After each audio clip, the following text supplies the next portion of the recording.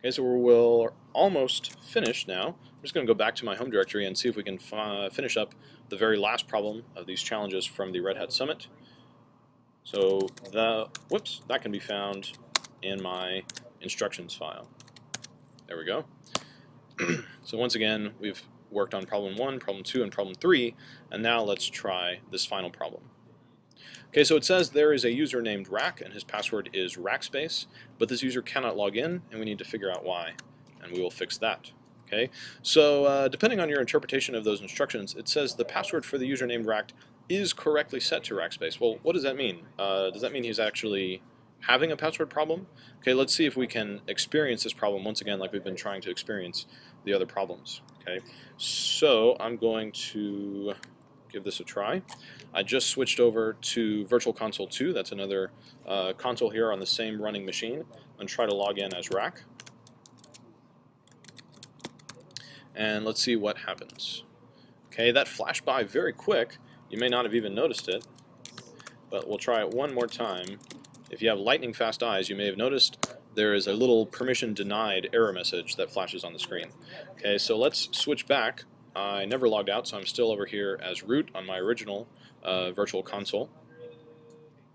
And we might start trying a few different things to see what's going wrong here. For example, we might just confirm that indeed the password is correctly set. Okay, so I'm simply going to change the password for Rack, and in fact I choose to do this in kind of an unorthodox way, but it's kind of a fun way in my opinion. I'm going to send the correct password to standard input to the password utility, setting it for the Rack user.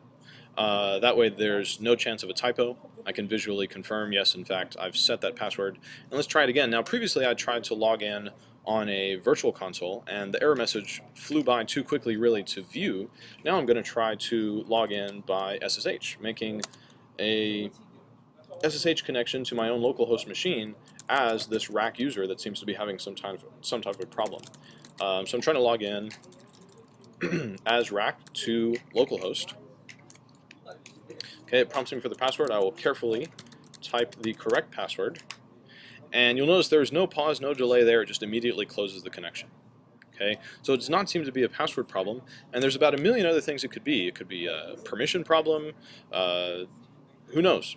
In fact, I've had actually some candidates that were attempting to fix this at the Red Hat Summit last week, and many of them resorted to the strace command, thinking that it was actually some kind of a broken binary, or that the literal system calls itself actually weren't functioning.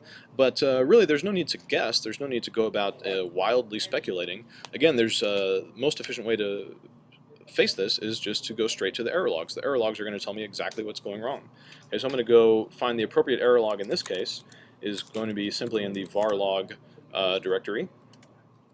Take a look at the tail end of, let's try secure. Varlog secure is my best bet. Okay, I was mistaken there. Sometimes things end up there, and in this case, however, we're looking at the tail end of varlog messages. This is kind of your catch-all. Many, in fact, most of your syslog errors will go to varlog messages. Okay, so there I see a couple of things. It actually happened twice. Once when I tried to log in from the console on Virtual Console 2, which corresponds to TTY2, and then once when I tried to log in by SSH. And in both cases, if you read carefully, you can see the problem was a PAM problem. Okay, so PAM is an essential service of any Linux server, which stands for Pluggable Authentication Modules. Okay, and PAM, of course, has several of its own important configuration files we're going to investigate right now and see if we can determine what's going on. Okay, so there is one main defaults file for all of our PAM configuration. We're going to go refer to that one first. That lives in this location, etc pam.d, and I'm going to look for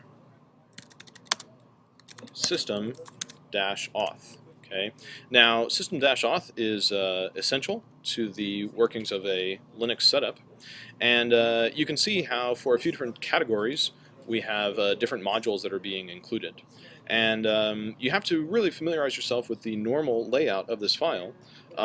One thing I see here that is not normal, or that does not belong, is an inclusion of this module called the PAM access module that is being listed here as required for the session category. Okay, so let's see what's going on with PAM access. That actually gets its own configuration file separately in another location, which is Etsy security. Okay, so we're going to take a look in Etsy security. I'm actually going to edit the file called access.conf. This is the configuration for the PAM module called PAM access. Okay, and you see it gets its own configuration file here. If you've never seen this before, I encourage you to take the time to read through here. There's a lot of built-in comments documenting the format of this file. Okay, I'm going to scroll down and you can see there's some examples here. And what I'm looking for is, you'll notice almost all of these lines, in fact all of them, are commented out. I'm going to scroll down to the bottom until I find something that's not commented out.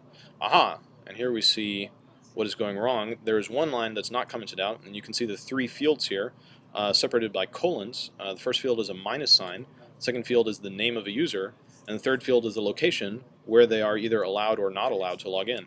And this line is saying that for the rack user, he is not allowed to log in because of the minus sign from all locations. Now that could be restricted to an IP address, it could be restricted to a terminal. In this case it doesn't matter, he's simply completely blocked out.